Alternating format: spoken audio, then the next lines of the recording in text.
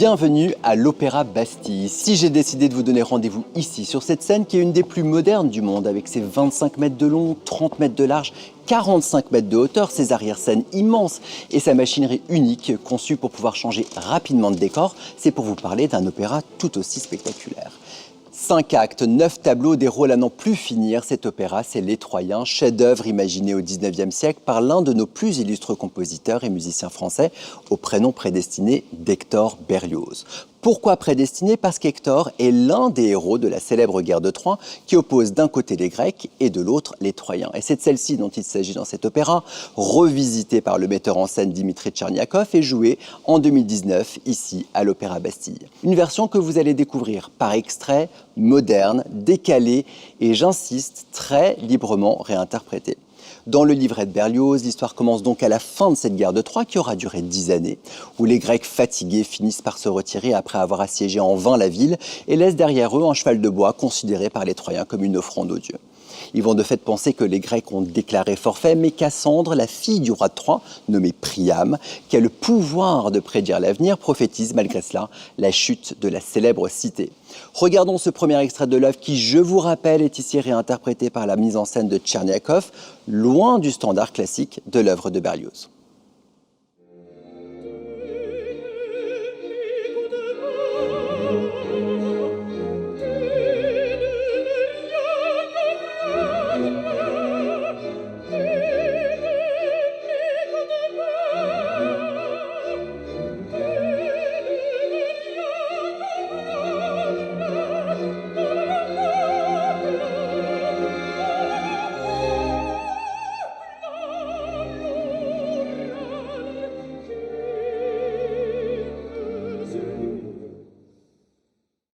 Hélas, les prédictions de Cassandre que nous venons d'écouter ne seront pas prises en considération et fier de ce que le roi Priam pense être une victoire sur les Grecs, il ordonne alors que le cheval laissé sur place soit déplacé et amené à l'intérieur des remparts de la ville de Troie afin de contenter les dieux.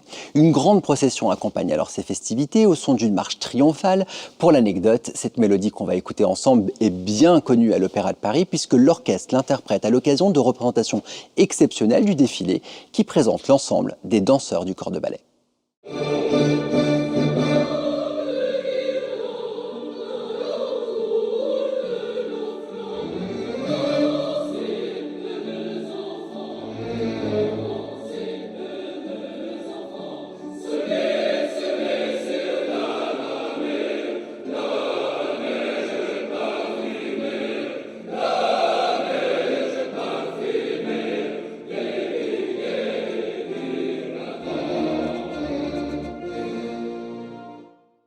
Mais voilà, ce cheval de bois n'est autre qu'une ruse des Grecs pour prendre la ville, creux de l'intérieur. Il cache en fait une garnison de soldats qui n'ont plus qu'à attendre que les habitants de Troie soient pris par la torpeur de l'alcool pour en sortir et ouvrir les portes permettant au reste de l'armée d'entrer et surtout de piller la ville. C'est alors que le fantôme d'Hector, fils du roi Priam, qui a été tué en duel quelque temps avant par le célèbre Achille, informe pendant son sommeil le prince aîné, son cousin, de l'ampleur du désastre. Il lui donne pour mission de prendre rapidement la mer et de fuir en direction d'Italie pour y fonder une nouvelle cité. Dans la foulée, Cassandre retrouve les Troyennes au temple de Vesta, leur fait part de la prise de Troie par les Grecs et du départ d'Énée. Et pour ne pas être réduite à l'esclavage par l'ennemi, celle-ci se donne la mort. Alors chez Berlioz, Cassandre se poignarde et chez Dimitri Tcherniakov, notre metteur en scène, elle s'immole.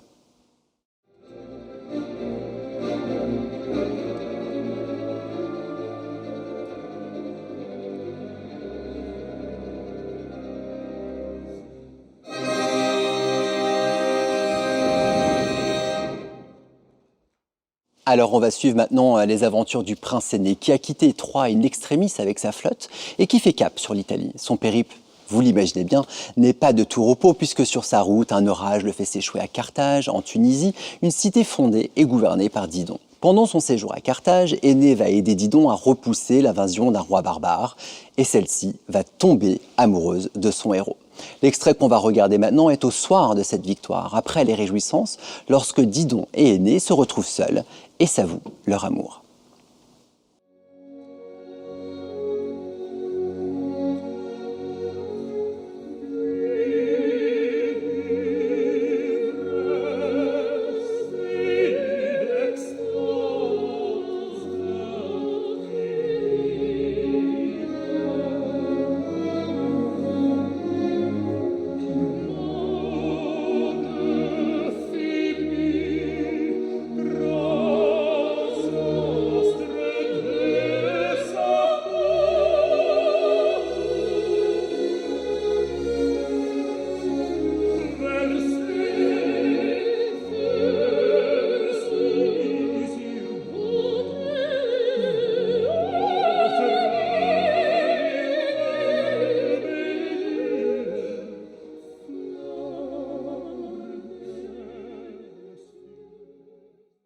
Mais voilà, vous le savez sûrement, l'amour est rarement simple dans la mythologie. Et l'idylle entre Didon et Énée sera de très courte durée puisque les dieux rappellent Énée à ses devoirs et le somment de rejoindre l'Italie pour y fonder une nouvelle Troie sans tarder.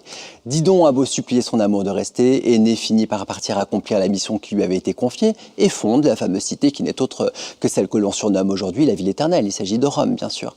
Didon, de son côté, se sentant floué et abandonné, finit douloureusement en se donnant la mort.